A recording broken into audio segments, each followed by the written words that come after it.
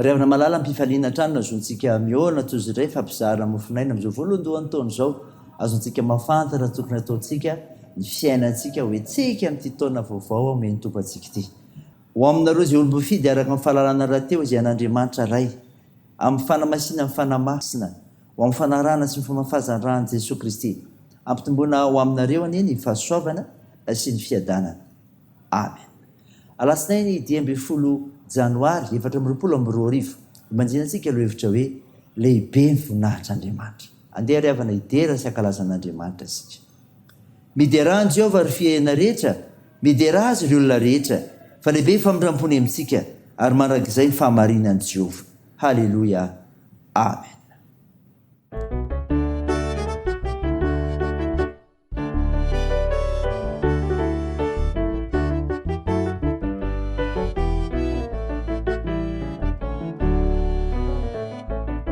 Sambatra ny olona izay tsy mandeha eo amin'ny fisaina ny ratsy fanahy. Sambatra ny olona izay tsy mijanona eo amin'ny falehan'ireo mpanorona. Sambatra ny olona izay tsy mipetraka eo amin'ny fitoerany mpaniratsy, fa ny lalàny Jehovah no sitrany. Sambatra ny olona izay tsy mandeha eo amin'ny fisaina ny ratsy fanahy. Sambatra ny olona izay tsy mijanona eo amin'ny falehan'ireo mpanorona. Sambatra ny olona izay tsy mipetraka eo amin'ny fitoerany mpaniratsy, fa ny lalàny Jehovah no sitrany. Fa ny lalàny Jehovah ihany no sainy ny andro aman'alina, tahaka ny azo izay ambolena eo amorony rano izay velona, izay mamoa amin'ny tena fotony ny raviny kio sy alazo, ary ny asany kio lavoraryo. Sambatra ny olona izay tsy mandeha eo amin'ny fisaina ny ratsy fanahy. Sambatra ny olona izay tsy mijanona eo amin'ny falehan'ireo mpanota. Sambatra ny olona izay tsy mipetraka eo amin'ny fitoerany mpaniratsy, fa ny lalàny Jehovah no sitrany. Tsy toy izany ny ratsy fanahy zay akofa ely ny rivotra, ny fitsarana sy ny fiangona ny marina tsay ny janonana. Jehovah malala ny lalany marina fizy no ratsy fonenana, oa ny amin'ny faverezana. Sambatra ny olona izay tsy mandeha eo amin'ny fisaina ny ratsy fanahy. Sambatra ny olona izay tsy mijanona eo amin'ny falehan'ireo mpanota. Sambatra ny olona izay tsy mipetraka eo amin'ny fitoerany mpaniratsy, fa ny lalàny Jehovah no sitrany. Andeha hivavaka isika. Ry Jehovah Andriamanitra ray anay be voninahitro, mendrika anao ny saotra sy ny dera ary ny laza eny voninahitra noho ny anaranao masina sy ny fampanantenanao maninao anay araka ny soratra ao masina. Tompo, mpanotsy zahay, koa no ny fahotanay dia mamindrafo aminay. Sasao madio zay mba fakeloka ary diovy zay mba fampahotana. Fa ny fananao masina zay raha handray mofinaina avy aminao indray amin'ity anio ity. Anaran'i Jesosy Kristy novanay izany vavaka izany. Amen. Ny mofinaina ho antsika amin'ity anio ity riavana malala dia hitanao amin'ny epistela soratan'i Paoly any Romanina. Romanina 9 ny 9:20 hatramin'ny 5:20 mivaky toy izao anaran'i Jesosy. Fa ataoko fa ny fahoriana amin'izao andro ankehitriny izao dia tsy tokony hoarina amin'ny voninahitra izay efa aseho amintsika. Fa izao zavatra ary rehetra izao dia samy manety fatratra ka miandry ny fampisehoana ireo zanak'Andriamanitra. Fa izao zavatra ary rehetra izao dia nampanekena ho zava-pony, nefa tsy noho ny sitrapony fa noho izay nampanaiky azy, sady nahazo fanantenana koa. Fa izao zavatra ary rehetra izao aza dia ho vitsorana amin'ny fandevozana, dia ny fahalovana ho amin'ny fahafahana izay momba ny voninahitra ireo zanak'Andriamanitra. Fa fantatsika fa izao zavatra ary rehetra izao dia miara-miseto sy miara-marary toy izay efa hiteraka mandraka ankehitriny.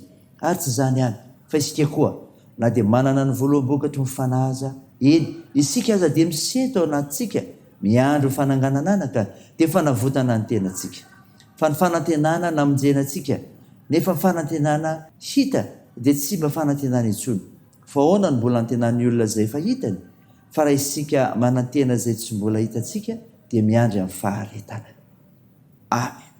Ray masino manamasinanay amin'ny fahamarinana ny teninao ny fahamarinana. Amen.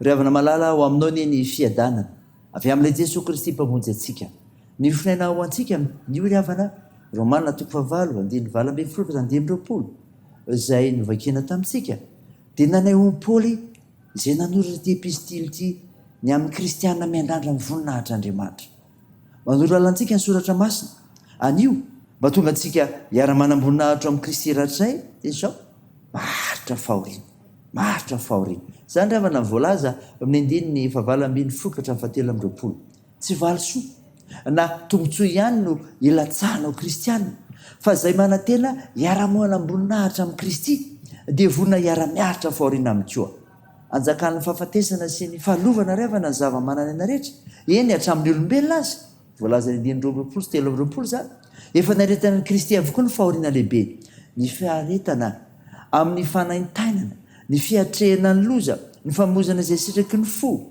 ny fanaovana an'Andriamanitra izay tsy maintsy niafara tamin'ny fahafatesana izany rehetra zany no lalana ny zorany ho any amin'ny voninahitra ny fahoriana anjaran'ny kristianina amin'izao fiainana izao dia tokony hampitodika azy amin'ny ho avy dia ny fiainana marak'izay ka ilazany hoe fataoko fa ny fahoriana amin'izao andro ankehitriny izao dia tsy tokony hoarina amin'ny voninahitra izay seho amintsika hoy ny 9:20 fa ny zavatra fahoretiko ry havana dia izao manana fanantenana izany koa ny kristianina miandrandra ny voninahitr'Andriamanitra manana fanantenana ny 9:20 milazany ny fanantenana no sehy lehibe tsy afa-misaraka amin'ny finoana ary zava-dehibe zany ry havana ka na dia misy sento tsy marary aza ny mpino amin'ny andro ankehitriny dia feno fanantenana kosa izy ary izany fanantenana anafahan'Andriamanitra ny zavatra rehetra tsy eo ambanin'ny herin'ny ota intsony izany ry havana fanantenana anafak'Andriamanitra vokatry ny asan'i Kristy izay fototsy ny finoantsika ny finoana sy ny fanantenana dia samy manambara zavatra tsy mbola hita sy miseho tanteraka nefa kosa dia mampahery ny fotsika amin'ny fiandrasana ny fisehoan'ny voninahitran'Andriamanitra amin'ny faharetana. Ry havana malala raisindray izany ny fanantenana tokony ao anatinao ny finoana tokony ao anatinao ka zona miandrandra ny voninahitran'Andriamanitra manoloana zany ho avintsika ho fanompoana azy zany ray izany ry havana dia n'Andriamanitra hery ny voninahitra. Amen. Andeha hivavaka isika. Andriamanitra misaotra no mofinaina nomenao anay izay manambarany amin'ny kristianina miandrandra ny voninahitran'Andriamanitra ka maharitra amin'ny fahoriana sy ny fananana fanantenana eo amin'ny fiainana eo amin'ny finoananao Andriamanitra. Tompo vavaka aminao izay ho an'ny firenenay taio izahay Tompo ianao malalana ny heveranao ny firenenay ka ho tanterao izy heverinao famasoa dia fampanjakana ny fankatiavana fampansoana ny firenenay. Vavaka anao izay ho an'ireo marary hitahinao ireo manandraikitra amin'izany koa ireo mpitsabo mba hombany fitasianao ny fanantenana ananany any fanasitranana ampinonao ireo manano manjo anohanareo marefo zokiora sy ireo sahirana ihany koa amahanao ireo manana olana be dia be eo amin'ny fiainana. Taio ny fiazakazanay taio ny asa fivelomanay ny fikasanay ny fianarana ny vavakay dia ataony amin'ny anaran'i Jesosy Kristy mpamonjy anay ary nampiandrinay koa ny vavaka manao hoe ranay ao izy any an-danitra ho masinina anie ny anaranao ho tonga anie ny fanjakanao atao anie sitraponao ety an-tany ho tahaka ny an-danitra meo ny anio izy anina sahaza ao anay ary mamela ny elikay tahaka ny namelanay izay meloka taminay ary aza mitondra anay amin'ny fakapanahy fa manafanay amin'ny ratsy fa anao ny fanjakana sy ny hery ary ny voninahitra marak'izay. Amen. Raha isan'ny finoana ry havana nitsodrana todranao amin'ny anaran'i Jesosy Kristy. Andriamanitra ny faharetana sy finoanana ny ampiray hevitra nareo aka ny Kristy Jesosy mba ho isaina iray sy vavy iray ny rano mankalaza Andriamanitra rain'i Jesosy Kristy tombontsika hatramin'izao ndraika ho mandrakizay. Amen.